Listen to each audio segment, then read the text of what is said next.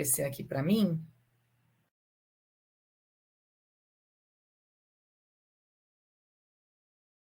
Agora sim. Podemos, então? Então, boas-vindas a todos e todas. Nós esperamos que estejam bem. As nossas reuniões sempre têm pessoas que participam pela primeira vez, então a gente vai fazer uma apresentação breve do que é o SIG, né? SIG, que é uma sigla para Grupo Especial de Interesse, vinculado à rede Laçan e RUT, que é a rede universitária de telemedicina, e que conta com financiamento 100% público.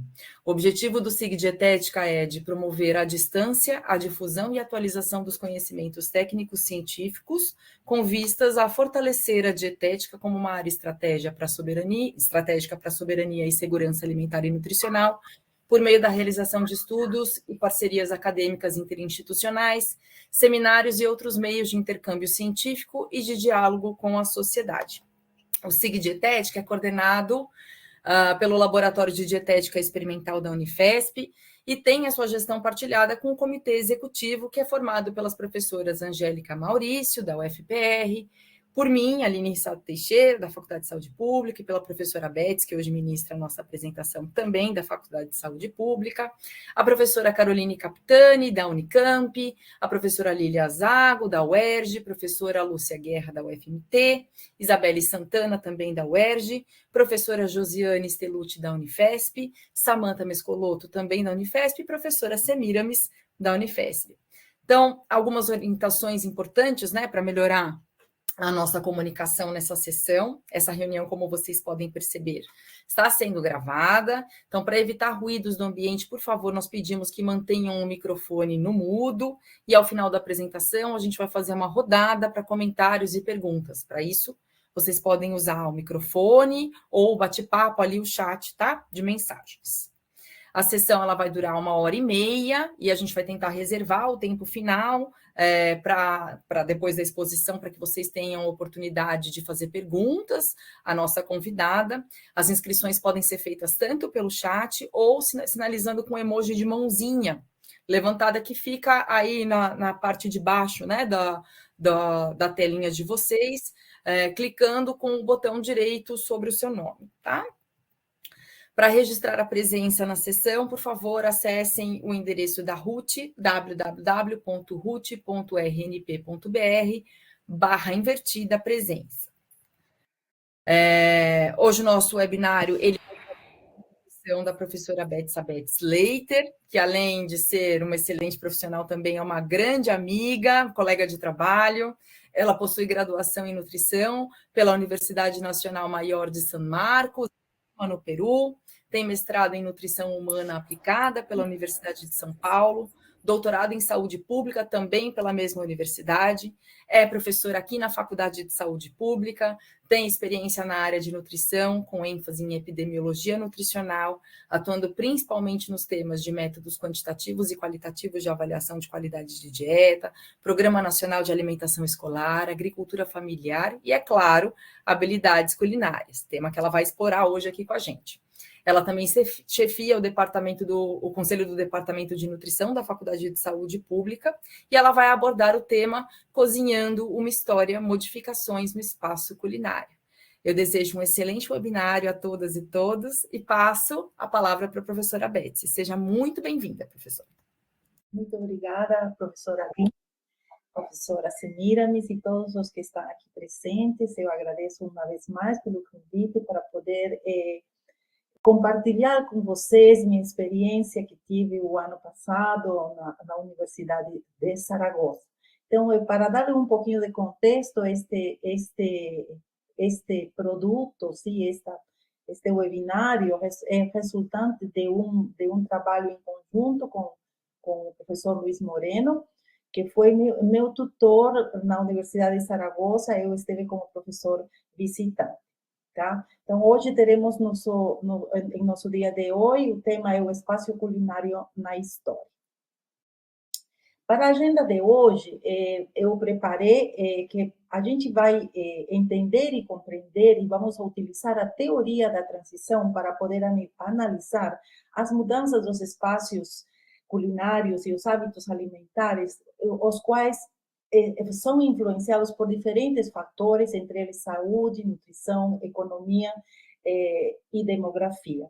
Em esta exposição, iremos a destacar, na minha fala, vocês vão observar a relação que tem a alimentação com a cultura e a sociedade, e especificamente sobre a arquitetura. Vamos a explorar, que é o objetivo principal de todo este último meu caminhar, sim? Que é a evolução dos padrões alimentares paralelamente ao espaço culinário ao longo da história. Então, quando comecei meu trabalho lá na Universidade de Saragossa, a primeira pergunta que me fez o professor Luiz Moreno era por que e para que eu queria estudar as mudanças do espaço culinário, sim?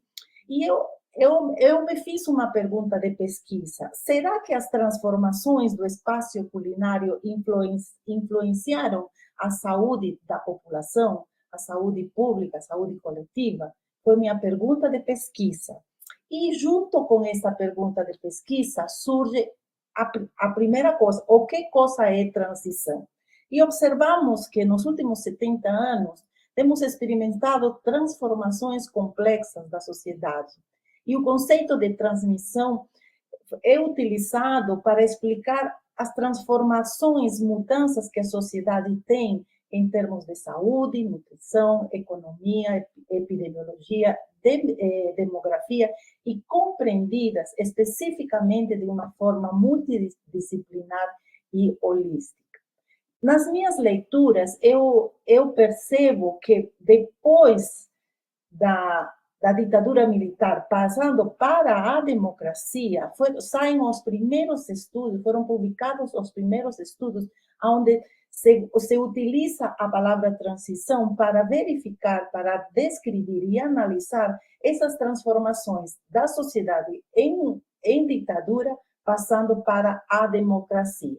Esses mesmos conceitos são utilizados em outras áreas da ciência, e para estudar esses fenômenos transitórios de mudança, se utilizam modelos teóricos que vão a descrever detalhadamente essas fases em que a população vai passando. Então, eu vou trazer para vocês aqui 3 modelos dos quais eu estudei, eu compreendi, porque tem outros modelos que são muito complicados de entender e compreender, mas dos que eu consegui fazer um resumo, eu vou apresentar para vocês. O primeiro modelo se chama transição como mudança estável. Então, em este momento, eu estou passando do ponto A para o ponto B. Antes de passar de um momento para outro, trazendo um exemplo concreto, como, por exemplo, as taxas de mortalidade, observamos na sociedade que as taxas de mortalidade são altas devido à fome, devido às guerras, devido às epidemias e à falta de higiene e a fatores tecnológicos relacionados à cidade, por exemplo, água, esgoto, e como também os princípios da medicina para o cuidado do indivíduo. Neste momento, o estado A, o momento A, passa para o estado B, mas este momento é estável, tá? Passando por um momento de descompasso, onde as variáveis biológicas mudam muito mais rápido que as variáveis culturais. Um exemplo de isto claramente. Mortalidade por doenças infecciosas. Variola, naquela época, se moria muito. Mas, com o advento da tecnologia, da medicina e os conhecimentos em torno ao meio ambiente, as taxas de mortalidade começam a mudar. Este processo, para a variável biológica, é rápido, se para de morrer. Mas, em torno ao parar de morrer, os fatores socioculturais se movimentam, se transformam de forma lenta e paulatina. Chegamos ao ponto B, que também é estável. Temos uma queda da natalidade e os valores culturais e a realidade econômica se adaptam. Aqui temos outros fatores culturais, outras variáveis biológicas que interferem também. Por exemplo, a presença social da mulher no trabalho, na economia, no lar, na participação, no empoderamento, fazem com que as taxas de natalidade diminuam, a mortalidade diminui e ambas começam a crescer, a manter-se estáveis e por um longo período. Então, estamos passando de um momento A para um momento B, onde esses dois fenômenos se mantêm estáveis. Mas o mais importante é o processo de transição e o descompasso que acontece entre as variáveis biológicas e as variáveis culturais. Vocês estarão pensando, mas a Betsy vai falar sobre espaço culinário. Sim, mas eu preciso que vocês... compartilhar com vocês os conceitos de transição, porque senão não é possível compreender como o espaço culinário se transforma. O segundo modelo é o modelo de série de estágios, que podem ser etapas, períodos, épocas, momentos. Aqui, a mudança, entende-se a mudança como uma sucessão de eventos, sim? Mais ou menos estáveis. A gente vai analisar as transformações que acontecem no momento 1, no momento 2, no momento 3, no momento 4 e no momento 5. E temos dois grandes exemplos que a literatura científica nos traz. Até poderíamos ter três: a transição demográfica, a transição epidemiológica e a transição nutricional, que eles, se vocês se lembram, temos períodos onde acontecem as mudanças. E a gente pode descrever os processos de transição do momento 1 para o momento 2 também como pequenos descompassos, em onde as variáveis as variáveis biológicas e culturais, sociais e econômicas caminham de forma paralela, tá? E a terceira teoria, ou modelo teórico para explicar mudanças, é a perspectiva híbrida, sim, de estágios mais transição, que combina as duas anteriores, o estável com as sequências, as séries, os fenômenos como eventos, sim? Onde se podem observar as mudanças como parte de um momento evolutivo e progressivo, que em alguns momentos ele pode dar um passo para trás, ele pode ser reversível, sim? Esta visão é mais recente, complexa, e tenta articular o descompasso também entre os dois processos, entre o estável e o evento.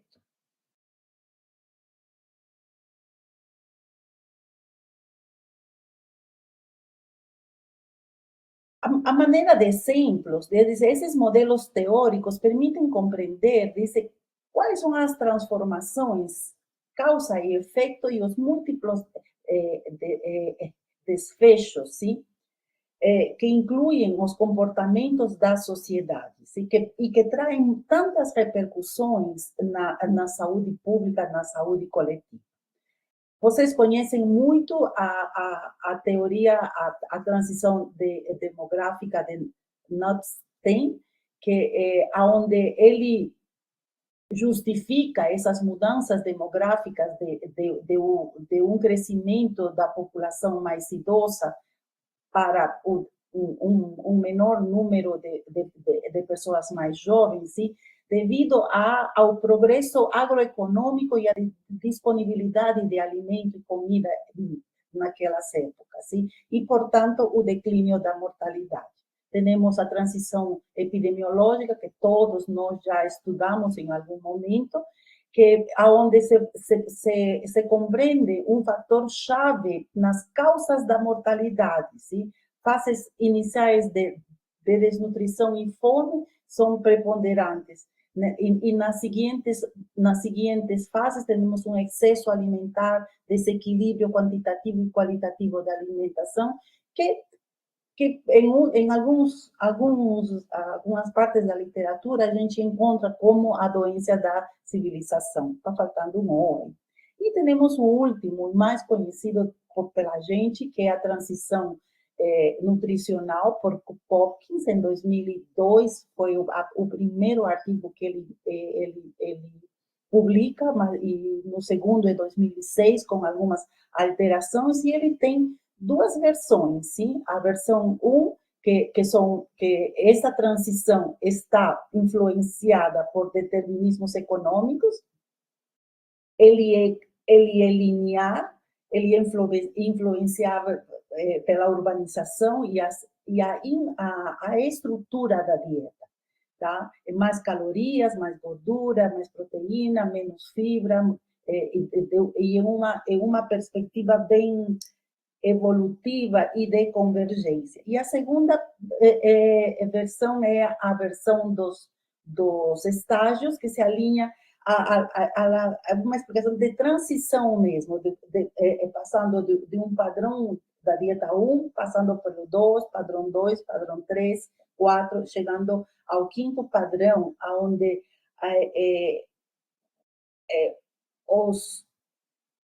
os fatores econômicos, sociais e culturais estão diretamente relacionados a essas mudanças de padrão. E que podemos concluir? Diz assim, estes modelos de transição são bem-sucedidos e devido à sua capacidade de articular diferentes níveis e fenômenos biológicos, sociais e culturais.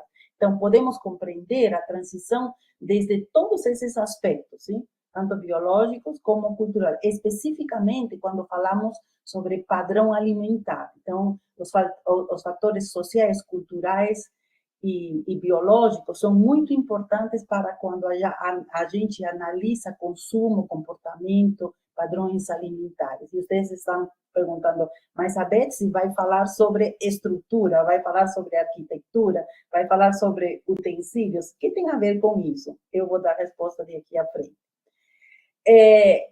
A literatura também tem observado que tem sido negligenciado alguns aspectos. É tratado muito os aspectos de transição de uma forma evolutiva, assim, com uma evolução e um eurocentrismo. E aqui foi minha maior dificuldade, porque as informações que temos sobre a transição do espaço culinário estão alocadas, estão na Europa. Temos pouca informação sobre o que aconteceu e o que acontece no Brasil. Temos muito mais informação do que temos em Latinoamérica, América de habla hispana, que a informação que traz em português. E quais são os meus desafios? Sim? É desconstruir esses pressupostos evolucionistas, sim? Pensar que a cultura e as mudanças surgem a partir dos indivíduos daquela população.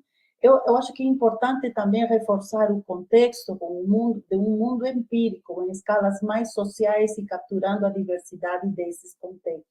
Não podemos esquecer que o Brasil, a América Latina, são influenciadas primeiramente por o ambiente onde se vive, a geografia onde se vive, o território onde as pessoas vivem, e depois foram trazidas outras tecnologias por os europeus, colonizadores, tanto os espanhóis quanto portugueses, sim? E que é importante articular estas duas formas, sim? pensando também a transição cultural, que é um fenômeno muito importante que a gente alguns pesquisadores estamos debruçando para entender e compreender e procurar metodologia científica que respalde essas teorias, não simplesmente falar de transição nutricional como o consumo de açúcar ultraprocessados, etc., aumento da obesidade, diminuição da... Não, mas o que significa transição? Por que estamos estudando transição? E por que hoje não estudamos mais transição e cisdemia global? Então, todas essas coisas são questionamentos que me venho fazendo e que estou tentando colocá-los em uma escrita para poder compartilhar futuramente com vocês, e porque a partir dessas conclusões, a gente responder às questões que a sociedade nos faz. Sim? E aí, como estudar mudanças do espaço culinário e de onde eu vou partir? Por isso é que teve toda esta primeira parte para poderles explicar que se eu não hubiese estudado o que coisa é transição e como acontece, quais são os fenômenos e os modelos, eu não poderia ter alcançado conhecimento até o momento onde eu cheguei. Ainda não terminei, mas ainda estou em pleno caminho. Então, vamos... Aí está totalmente...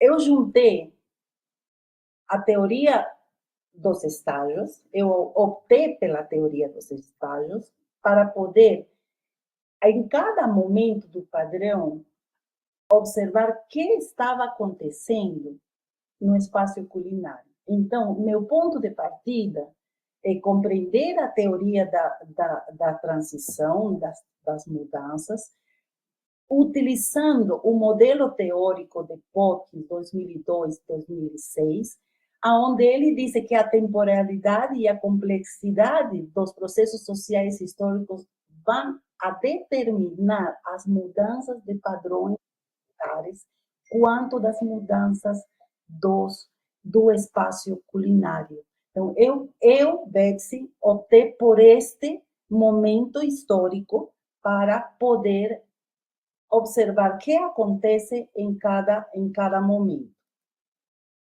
Então, o padrão 1, não se vê, mas graças a Deus aqui podemos observar. O que acontece no padrão 1?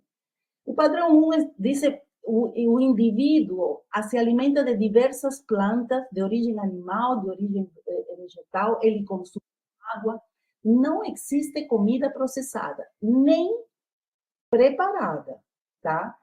Ele é magro, robusto, alto, com chances elevadas, muitas chances elevadas de doença, baixa fertilidade e baixa expectativa de vida. Neste momento, se morre muito. Temos o segundo padrão identificado por POC, diz que acontece a monocultura, os cereais dominam a dieta, existe também ingestão de água, trabalho intenso, comida minimamente processada. Não pensemos em processamento industrial, pensemos no processamento que acontece durante o preparo dos alimentos, o processo que sofrem os alimentos durante o preparo. Surgimento de déficits nutricionais, estatura baixa, alta fertilidade, aumento da mortalidade materna e baixa expectativa de vida. Em estes momentos, acontecem os momentos de fome mais graves que a história teve, sim? E é resultado da estratificação e das classes sociais que a população vive. Temos a nobreza, escravos e os escravos, sim? Então, aqui, os nobres tinham acesso à alimentação e os pobres comiam o que sobrava, sim? Neste momento, é marcado pelo surgimento das grandes civilizações, como Egipto, a Síria e Roma, tá? Este momento, e aqui vai as duas coisas, estou juntando o padrão e em que momento acontece. 3.000 anos antes de Cristo para 476 depois de Cristo. Esta época, para relembrar, se chama Idade Antiga. Surge o padrão 3, que é citado pela diminuição da fome. Incluem alimentos, frutas e verduras, vegetais, produtos de origem animal, vegetal. A cidade tem conexão com o campo, então a gente tem uma relação de proximidade, de circuitos que permitem que a população da cidade tenha acesso a campo. No padrão 4, temos o aparecimento das doenças degenerativas causadas por uma dieta rica em gordura, transição nutricional neste momento, especialmente por produtos de origem animal, baixo em fibra, alto em açúcar e altamente industrializados. E, em este momento, surgem as altas prevalências de obesidade e diminuição das prevalências da desnutrição.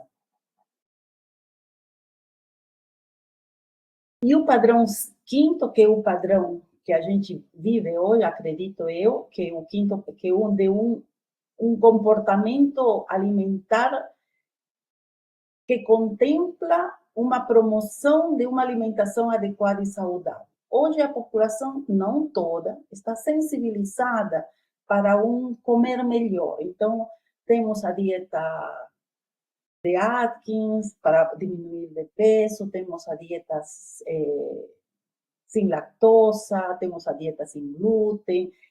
Não que isto seja correto, tá? Ou incorreto, não estou falando disso. Mas eu estou falando que as pessoas estão tomando consciência de que a alimentação é um fator importante para manter a sua saúde e diminuir e proteger com as doenças crônicas não transmissíveis, sim? Acontece de forma simultânea, pessoas que estamos tentando comer melhor, que estamos preocupadas por uma alimentação adequada e saudável e sustentável, mas, paralelamente, ainda se consumem alimentos ultraprocessados. Será que já estamos encontrando uma estabilidade no consumo de alimentos ultraprocessados? Ainda as pesquisas não nos revelam isso, sim? E a gente vai observar também que este novo padrão incorpora novos conceitos onde se compreende o alimento de forma mais sinérgica, sim? Que incluem aspectos sociais, culturais e de uma alimentação adequada e saudável. Então, nosso papel como nutricionistas é muito importante neste momento. A sociedade está em processo de mudança, não podemos falar em transição nutricional mais, estamos falando em sinergia, em sindemia global. Temos que trabalhar em prol de uma alimentação adequada, saudável e sustentável, porque o clima está diretamente relacionado a isso. E juntando linha de tempo e os padrões, temos isto. Temos pré-história, idade antiga, idade média, idade moderna, idade contemporânea. Sim? Então, a gente está na idade contemporânea, que acontece a partir do século XVIII, e temos a pré-história marcada importantemente pela escrita, sim? Pelo descobrimento da escrita e do fogo. Então, se começa. Mas aí a pergunta é, tínhamos espaço culinário neste momento, antes dos 3.000 anos antes de Cristo? Não tínhamos espaço culinário. Tínhamos fogo, conhecíamos o fogo, começamos a cozinhar, mas espaço culinário como o que entendemos hoje, não tínhamos ainda. Então, que é o que eu pensei? Para cada momento da história, eu posso acompanhar um padrão dietético proposto por Popes. Então, na pré-história, eu tenho o padrão 1, e na idade contemporânea, eu tenho o padrão 5. E a partir dessa junção, eu posso analisar o que aconteceu com o espaço culinário, porque da forma como se come, como se preparam os alimentos, o espaço culinário se modifica.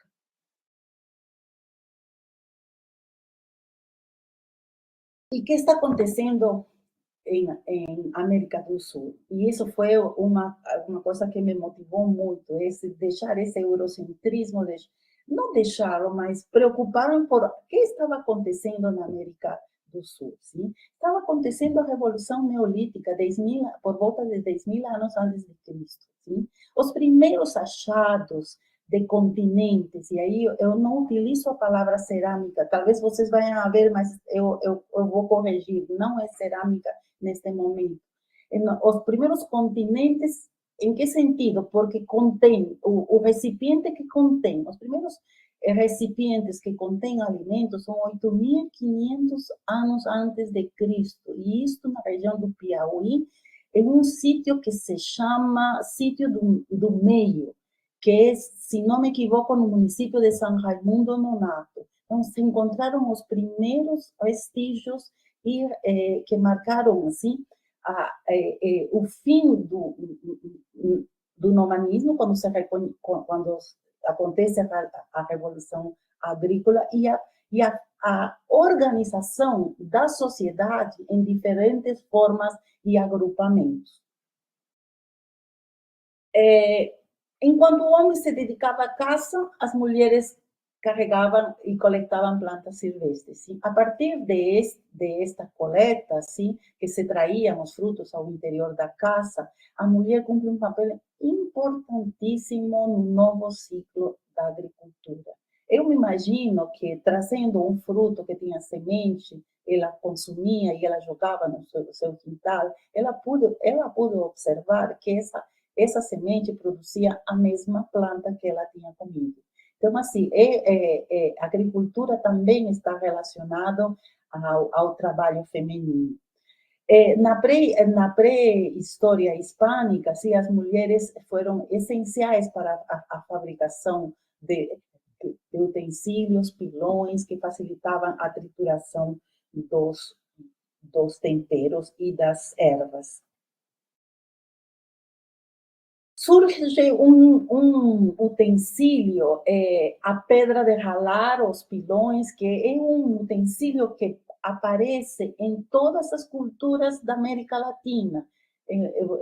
Nas minhas leituras, eu encontrei nos astecas e maias, nos incas, nos pré-incas e também aqui no Brasil. Esta primeira figura, que parece um buraquinho que tivesse água, é um pilão, mas o pilão dentro da roca, e isso está... essa é uma fotografia em Raimundo Nonato, sim, em Piauí. As outras também são, a outra figura, esta daqui, é uma pedra de triturar, que é encontrada na América Latina do lado hispânico. Cerâmicas, que eu vou utilizar a palavra, não é a forma mais adequada, senão utensílios de barro, surgem para solucionar o armazenamento, assim, e a cocção. Se criam tigelas, bacias, jarras, etc. Assim. E, além de funcional, tem expressão cultural, não somente servindo para o cozinhar e transportar ou armazenar alimentos, sino para atividades religiosas, como é percebido em todas as culturas da América Latina.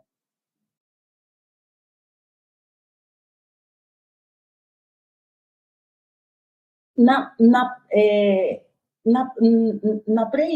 pré-história e na história antiga, destaca-se as transformações tecnológicas pelas quais o alimento foi passado para ser cozido.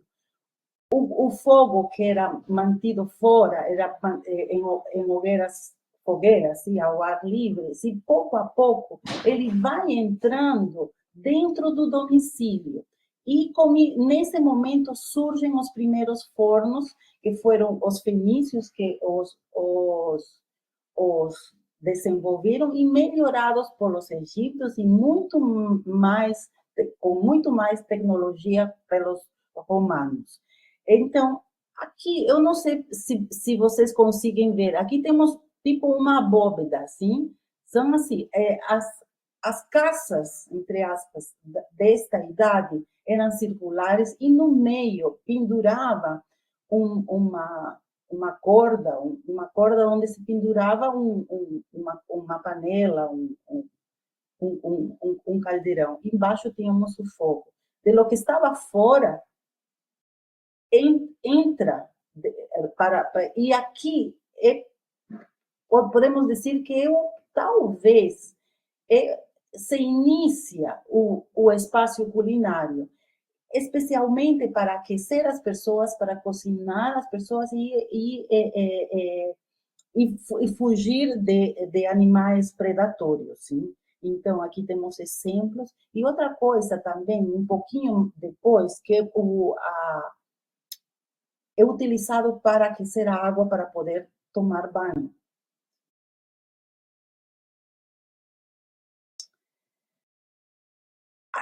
O espaço culinário, como entendemos hoje, somente surge a partir do século XV, onde junto com este espaço culinário, como conhecemos hoje, identificamos hoje com paredes e temos um espaço onde tem um fogão, também surgem os utensílios como panelas, frigideiras, e está frequentemente integrado à casa romana, a domo.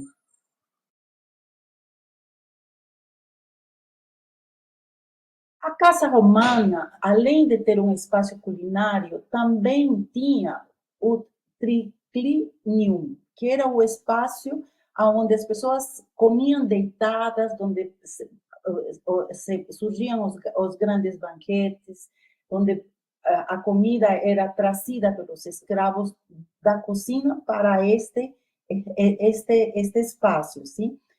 E isto representava uma grande hierarquia social. Casas com estas salas de jantar, eram privilégios da nobreza.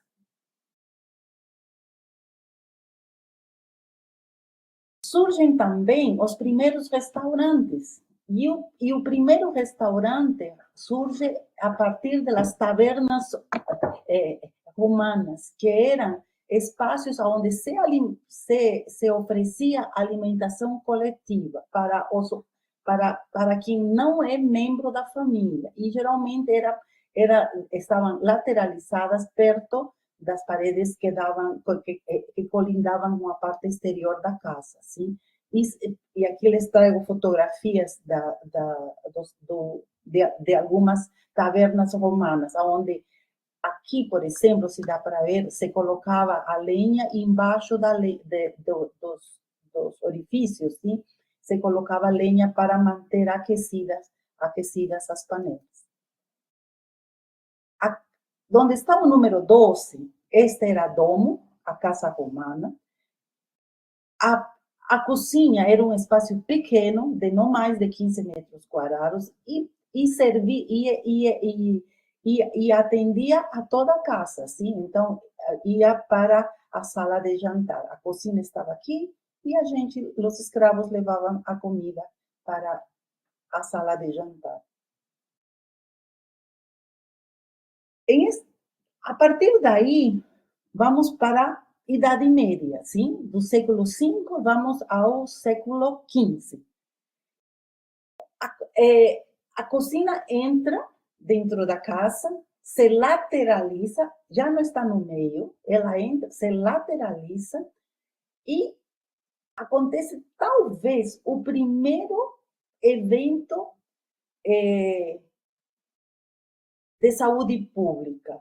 Por quê? Porque as casas não tinham evasão para a fumaça. foram os monges nos mosteiros que surgem as primeiras chaminés, que depois, pouco a pouco, vão se incorporando dentro das casas. Então, para evitar. No século VII, se declaram culpables as mulheres e se exculpou aos homens, e diz o fogo encendido primeiro e o humo encerrado depois. Se convirtieron, dicen, nas maiores desvantagens do invento.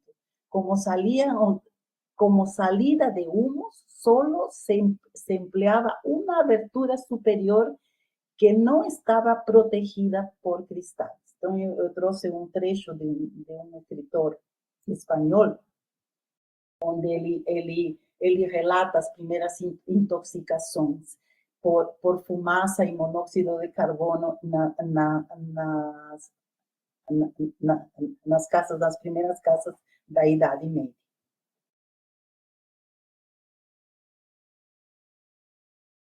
A casa medieval não servia somente para viver, sim? Servia para cozinhar, comer, receber invitados, fazer negócios e também dormir. Isto acontecia em um mesmo espaço e acontecia só mudando os móveis. E o fogo geralmente estava na parte central da casa, e eu vou mostrar algumas fotografias que eu trouxe para vocês, onde as pessoas não somente desfrutavam da alimentação, sino daquela tertúlia da noite, de poder conversar, desfrutando do calor que o fogo produzia. E aqui les apresento a primeira casa que eu visitei, que se chama Casa Diestes, que é de 1035, sim, e sofre modificações até 1516. Este é o período aragonês, na região da Boltanha. Aqui se apresenta assim, a parte central da casa, a parte mais neurálgica da casa, onde temos em espanhol é hogar, a tradução a português seria lar, mas é o fogo, é o fogão, aonde aqui temos o caldeirão pendurado por uma corrente de ferro, e aqui temos a chaminé, onde isto é onde podemos observar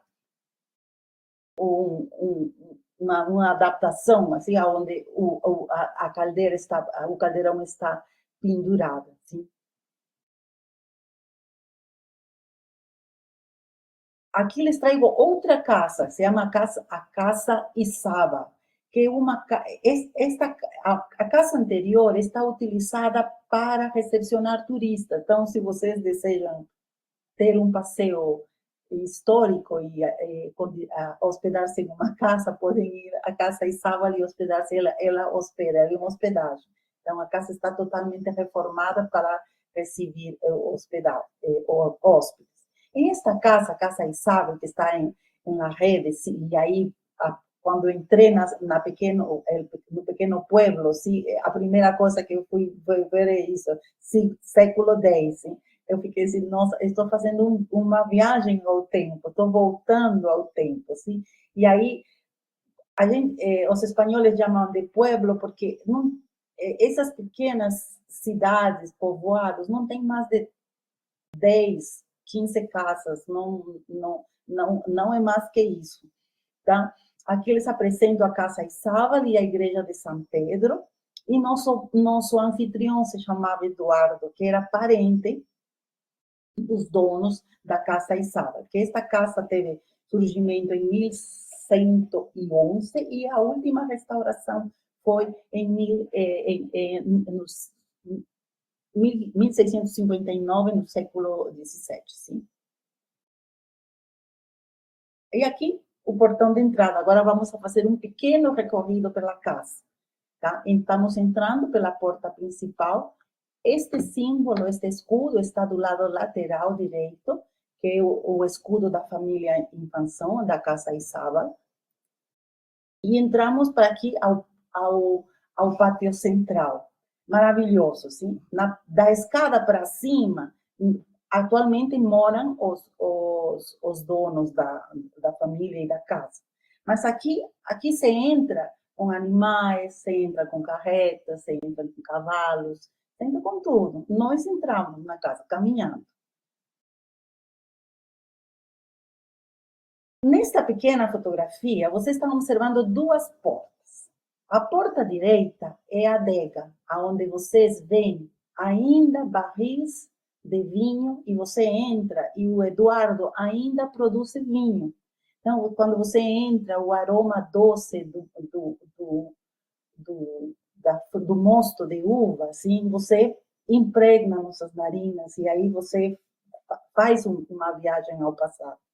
Vocês têm aquelas vigas de aço e dizem, nossa, porque essa casa teve que, pelo tempo, ela teve, eu acho que a palavra em português é cimbrou, sim? Abaixou 20 centímetros e para novamente subir lá os 20 centímetros demorou em torno de um ano. Então, umedeceram todas essas vigas e uma espécie de macaco, eles foram levantando, mês a mês, um centímetro, até deixá-la plana. Vocês podem observar as vigas, ainda são originais, tá? E aqui foi feita a última reforma pelo senhor Eduardo. Em esta parte, ainda conserva um ducto que por trás está onde se moe a uva e o caldo, o mosto, entra, se armazena e se coloca para a fermentação posterior. Na outra portinha que estava do lado, entramos a um espaço que se chama fresqueira. Fresqueira, em espanhol, de fresco, porque o ambiente é fresco. O teto é meio oval, que permite a manutenção das temperaturas, embora a região do Aragão, em julho e agosto, seja de um calor escaldante de 40, 42 graus, neste espaço ainda é tipo uma geladeira que se mantém entre 14 e 15 graus Celsius. Encontramos uma... Ai, e aí que foi?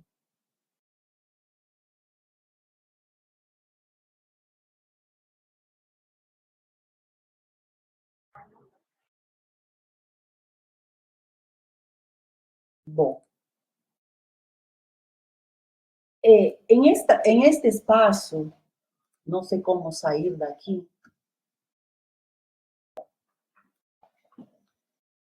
Aí, cheguei. Neste espaço, encontramos esta caixa que se guarda a matancilha. A matancilha é a matança das ovelhas, dos cordeiros, dos porcos, e aonde se coloca, em esta caixa, se coloca sal. E aí as carnes são desidratadas, salgadas e logo penduradas para consumo posterior. A outra fotografia, temos uma caixa onde se separa o grão de trigo já moído em diferentes granulometrias. Então, entra a farinha e com uma manivela se mexe e a farinha vai saindo, peneirando-se e saindo pelas diferentes portinhas, sim? Que são portas aqui, e uma está quebrada. E a farinha vai saindo por diferentes granulometrias, sim? E aí, eu adoro fazer pão, sim? E aí foi assim, aquela coisa, assim, nossa, que bacana, assim, eles já no século X, XII, até o XV, sabiam a separar isso, e hoje temos pão de forma que não tem sabor de nada, e a gente pode resgatar essa forma de fazer pão, sim? E aqui terminamos o primeiro andar, o térreo, e vamos para o primeiro andar, sim? Aqui temos, do lado esquerdo, temos a escada já restaurada, e aqui do lado direito, a escada que não foi restaurada. Então, isto é antes de 1600, 1500, mais ou menos. E aí chegamos ao lar, ao fogo, sim. E aqui, este fogão, esta fogão, não, esta fogueira, assim, está muito bem conservada. Temos lugar onde se coloca a lenha e lugar onde estão os estebres, que são esses utensílios de metal de diferente tamanho para ter a intensidade do fogo. Aqui temos o caldeirão que está pendurado em uma corrente e em torno temos cadeiras onde a família se sentava. Deste lado, onde estou apontando com um ponteiro, tinha uma mesa dobrável, onde aqui se sentava o dono da família, assim, o dono da casa, o infanzão. E era um lugar privilegiado.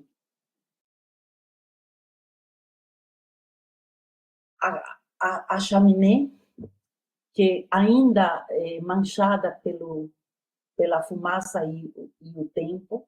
Do lado direito, tínhamos a zona de pré-preparo dos alimentos, sim, onde tem uma bancada, onde tem um pequeno orifício, quase no nível da bancada, onde se escoava a água suja, utilizada. Se levava água a este lugar em bacias de cerâmica. Temos tampas de cerâmicas e aqui embaixo outro utensílio também maravilhoso, que é um recipiente para guardar o azeite de oliva. Como a casa passou até o século XVI, a cozinha, o espaço culinário se expande, se estende. Esta porta dá a entrada aos dormitórios, aos quartos, e aqui é uma espécie de sala de jantar, onde tem armários, onde estão as panelas, os pratos, e tipo toalhas de mesa, que acompanham o decorrer da história. Não, o último que tem os armários não é do século X nem XI, é bem mais posterior.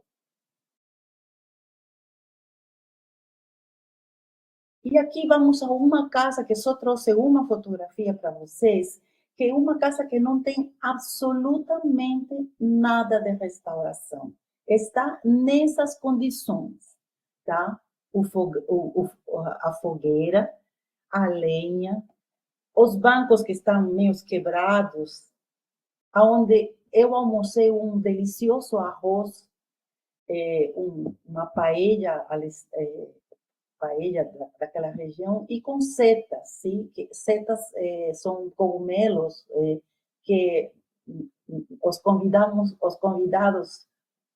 fomos coletar, porque o dia anterior tinha chovido e em 24 horas as setas crescem. Então, nossa tarefa foi coletar as setas e o dono da casa nos ofereceu este maravilhoso almoço.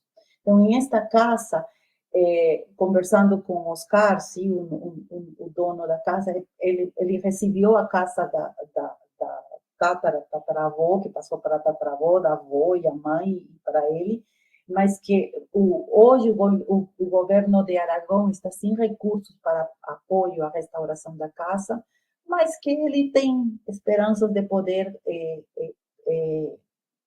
reconstruir, sim, e melhorar a casa. A casa funciona, tem os quartos, tem a cozinha, tem um espaço culinário, e como toda casa medieval, a parte de baixo é para recepção dos animais, da carga, e a parte de cima, o primeiro andar é para a cozinha, os quartos, e onde tinham os momentos de convivência. Sim?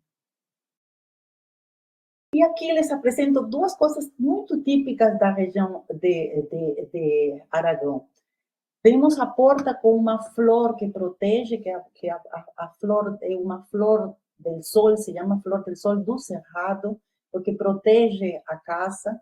E temos a chaminé com esta pontinha, que é a espanta-bruxas.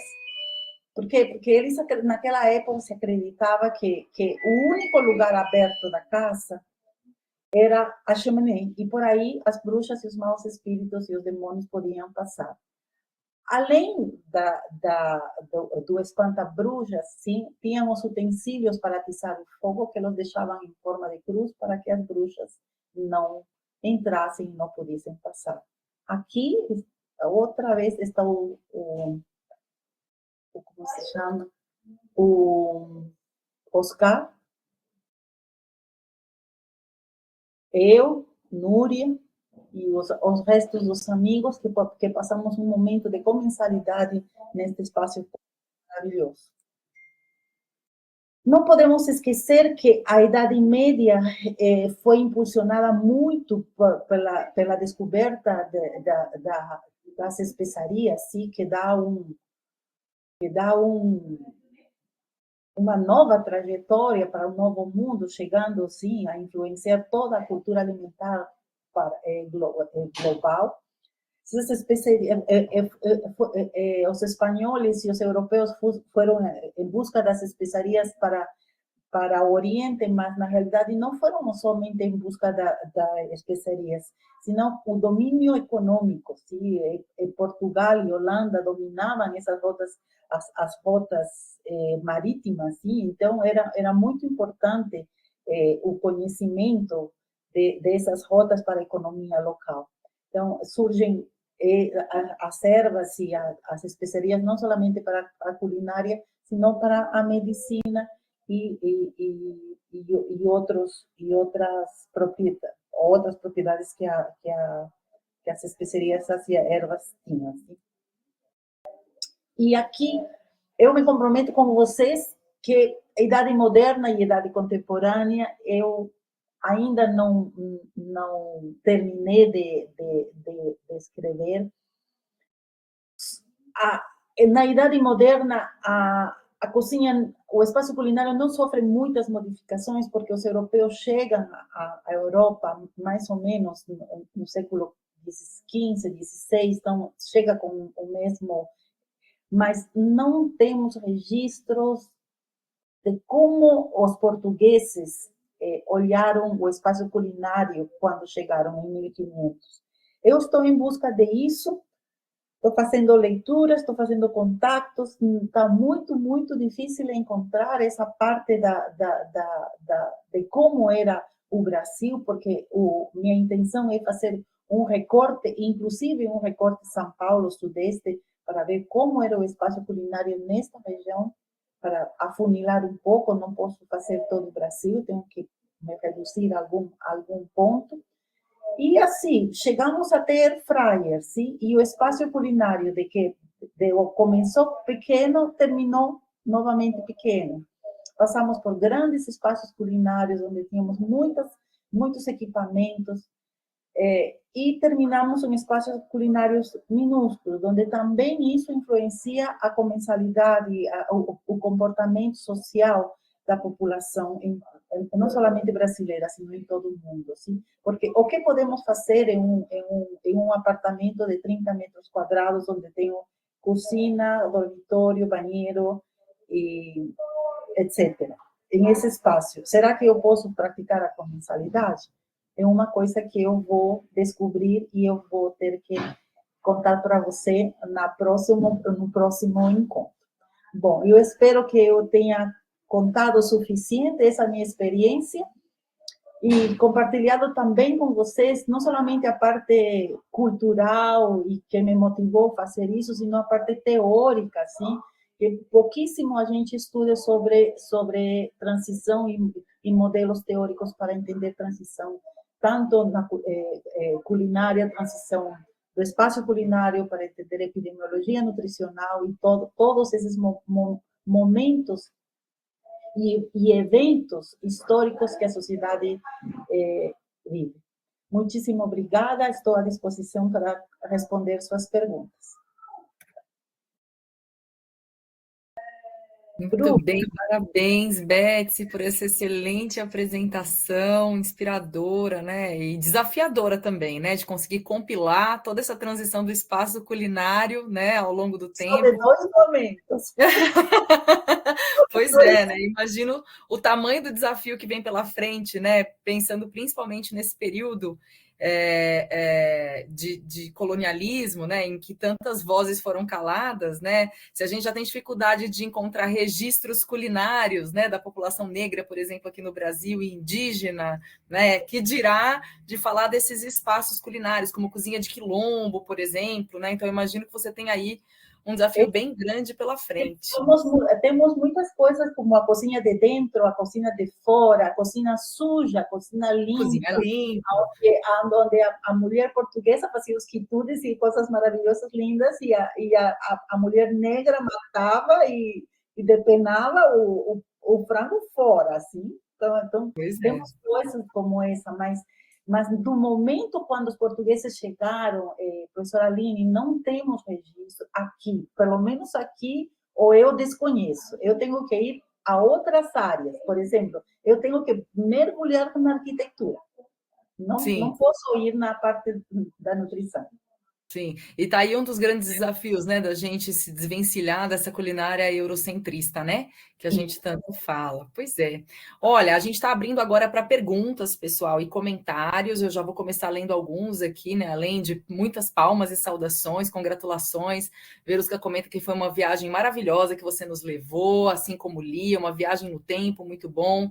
Dag Mendonça Lima falando que foi uma apresentação muito boa e te parabenizando, né, por essa apresentação esclarecedora, assim como a professora Semiramis, professora Josiane Stellucci também, professora Caroline falando que a apresentação foi muito bela, um trabalho repleto de memórias lindas, de reflexões para a culinária, agradecendo, né, por essa oportunidade, essa exposição. E eu deixo aqui à disposição agora aberto para perguntas. A gente tem de mãozinhas levantadas a professora Semiramis e, na sequência, a professora Bruna Leal. Professora Semiramis, por favor. Obrigada, Aline. Betsy, que aula deliciosa, muitíssimo obrigada, viu, pelo compartilhamento que você faz. A gente estava com uma curiosidade danada de ouvir a Betsy sobre esse período de pesquisa que ela fez fora, e valeu, Betsy, cada vez que você não estava com a gente em alguma reunião, porque a gente sabia que você estava fazendo uma coisa mais bacana do que está conosco e pôde compartilhar. Muitíssimo obrigada. Realmente acho que a gente sai muito inspirado desse SIG de hoje. E eu acho que também para os registros do SIG tem muito significado, né?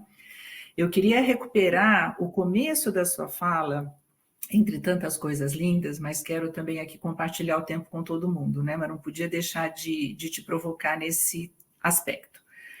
Quando você traz sobre as transições, eu acho que esse foi um ponto fortíssimo. Você começou bem a aula e terminou melhor, mas a coisa da explicação que você nos trouxe sobre as transições me fez pensar que essa aceleração de transição que a gente vai vendo, né, provocada sobretudo pela disponibilidade de acesso e preço, e aí você traz o Barry Popkin com os determinantes econômicos da transição, me faz trazer para um lugar em que nós estamos agora, enquanto SIG, e você, enquanto pesquisadora, sobre como é que nós, da academia, conseguimos, junto com os nossos estudantes, nas nossas ações de extensão, para além da pesquisa, tratar dos efeitos que esse pensamento e que essa influência colonizadora ainda não, cada vez mais assume sobre esse novo modelo colonial, porque embora a gente não seja mais colônia formalmente, mas nós estamos todos vivendo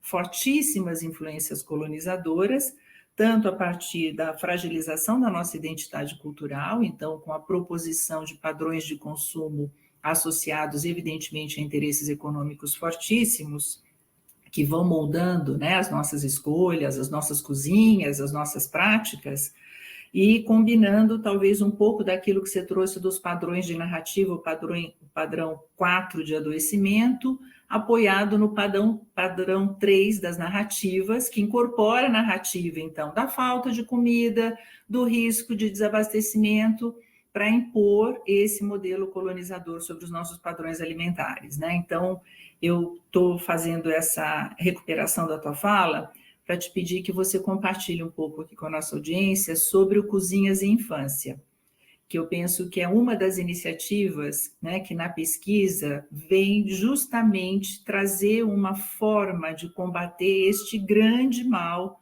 sobre os nossos padrões e a nossa transição nutricional. Obrigada. Obrigada, Semiramis. Eu acho que é assim. Hoje, como pesquisadora, eu acredito que vivimos o padrão 5, influenciado pelo consumo desses alimentos, de gordura, alta em proteína, baixo em fibra, ultraprocessados, processados, o deixar de cozinhar. Mas, paralelamente, um grupo minoritário ainda, estamos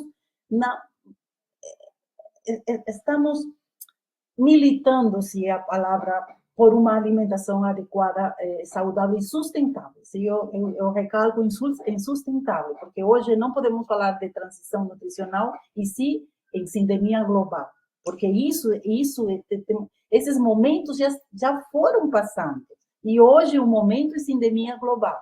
Então, assim,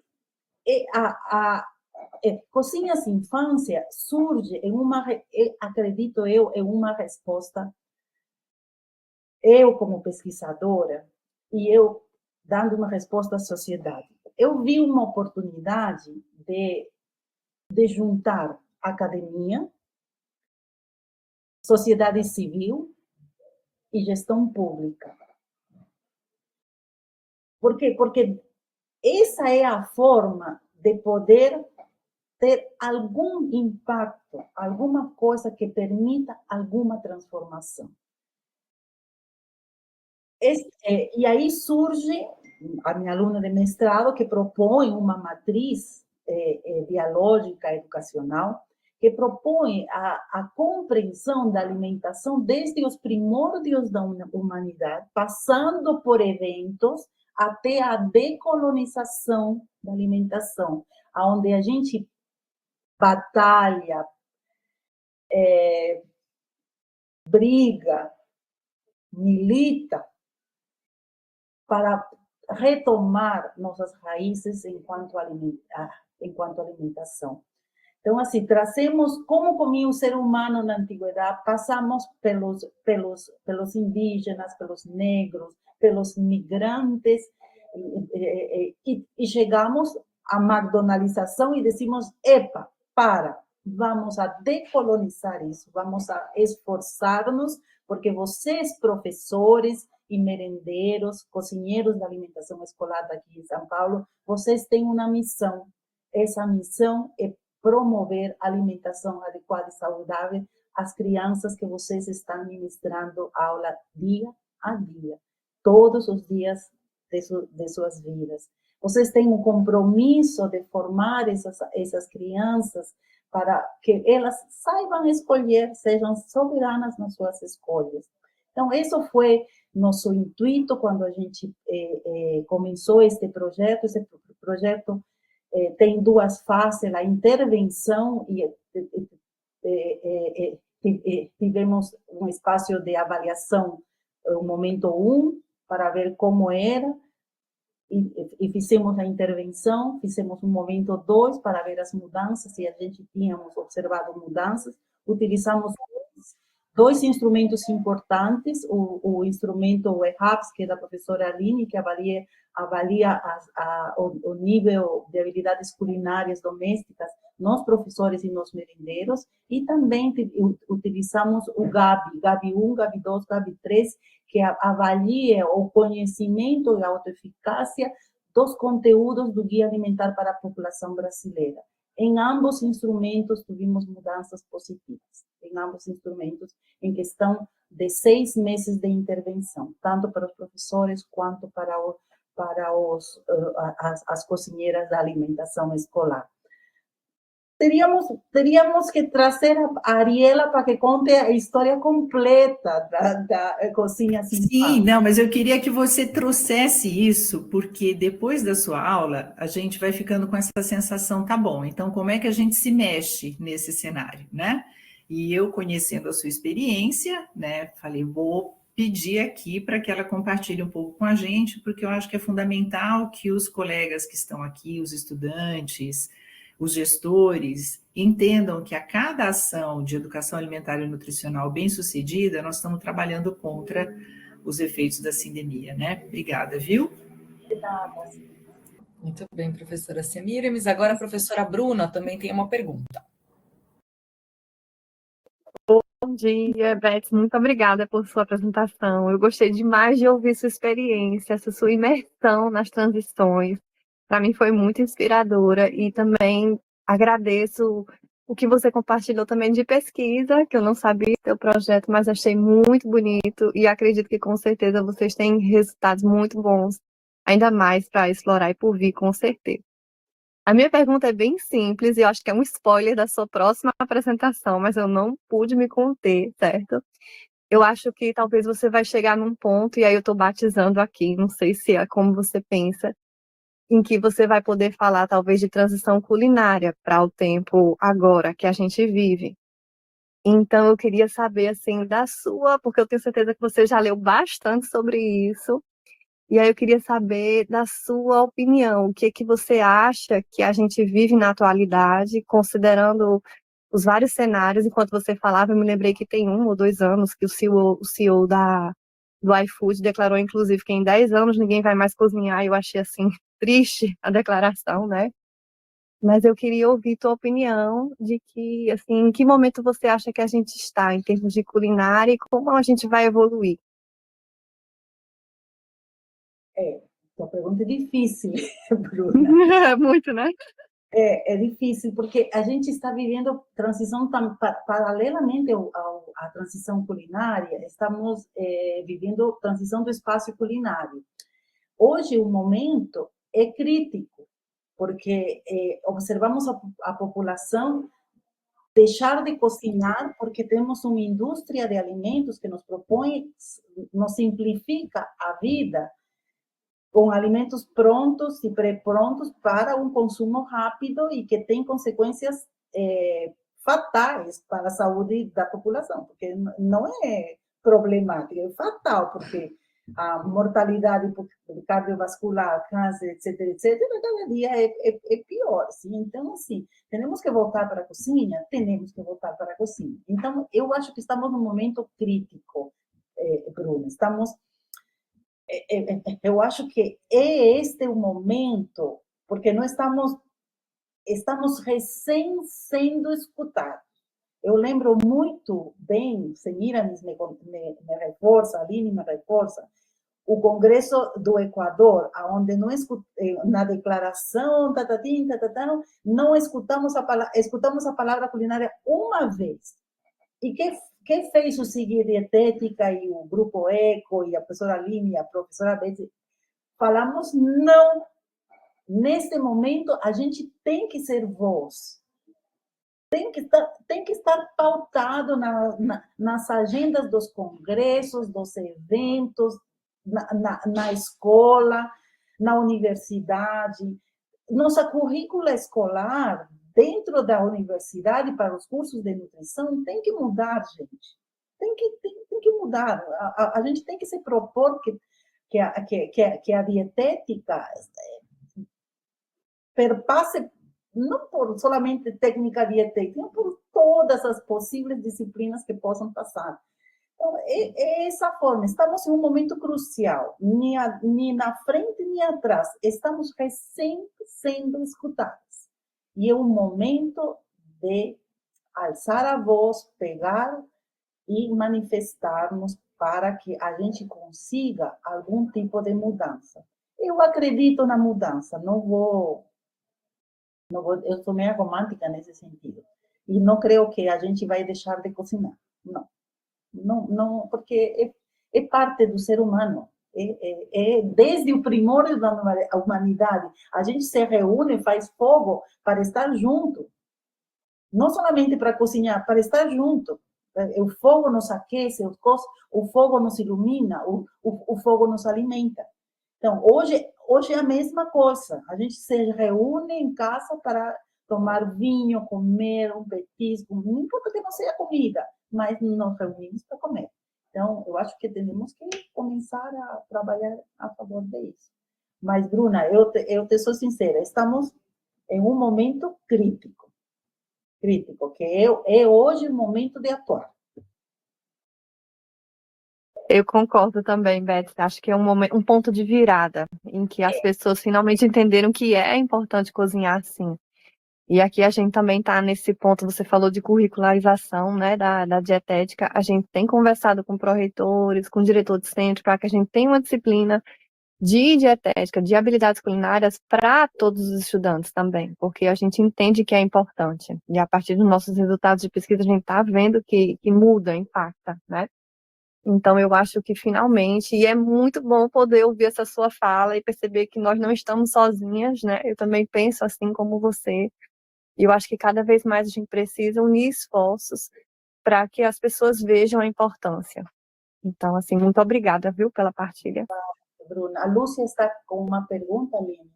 Isso, eu vou aqui já para a gente ir se direcionando para o final da nossa apresentação, só compartilhar a parabenização da Samantha, né? Obrigada pela aula, professora Betsy, muito legal conhecer um pouco da sua experiência, quanta generosidade em compartilhar com a gente, assim como a professora Lília Zago, diretamente da Itália, obrigada por compartilhar conosco essa experiência linda, e a professora Lúcia Guerra também te parabeniza e traz uma pergunta, né? O que você pensa sobre o resgate da cultura latino-americana para conhecermos de fato a história da nutrição?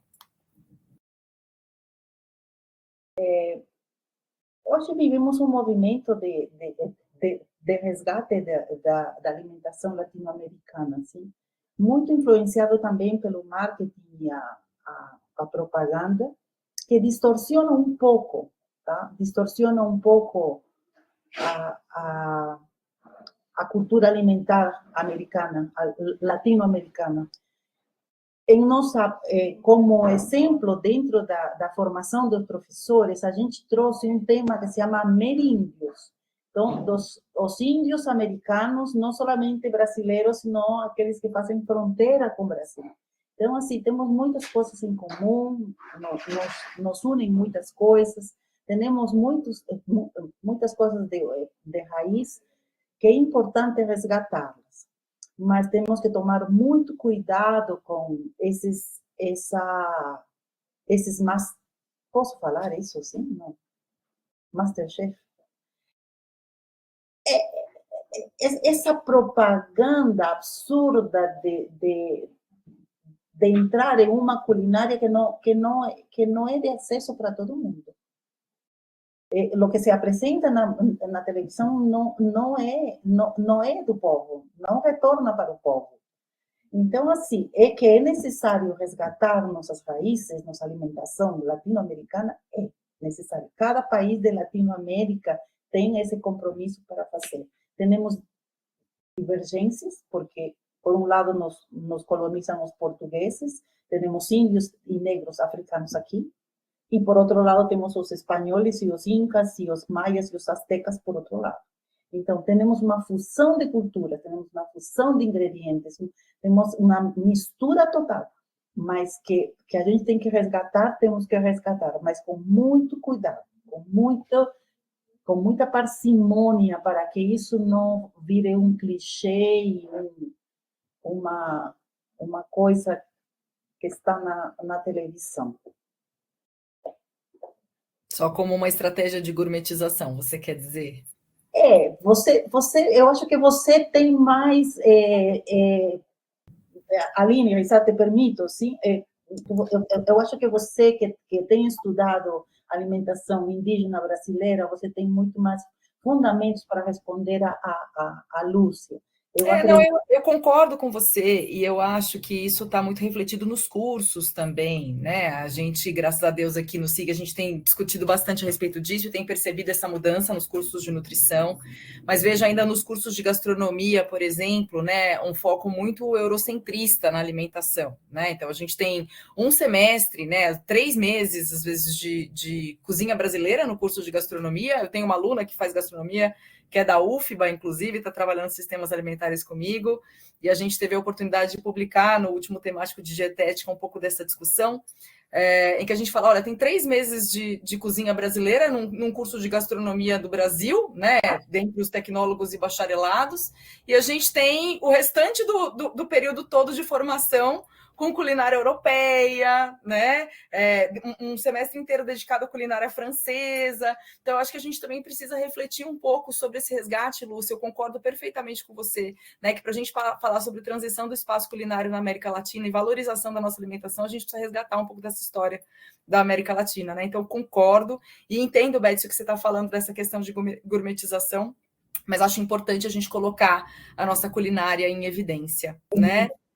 Como uma preservação de cultura e de soberania, né? E toda a cultura alimentar americana, latino-americana. Assim, eu venho de um país onde está de moda a comida peruana, mas tem um momento que se distorciona, não é mais comida peruana, é uma fusão de muitas coisas que deixa de ser peruana.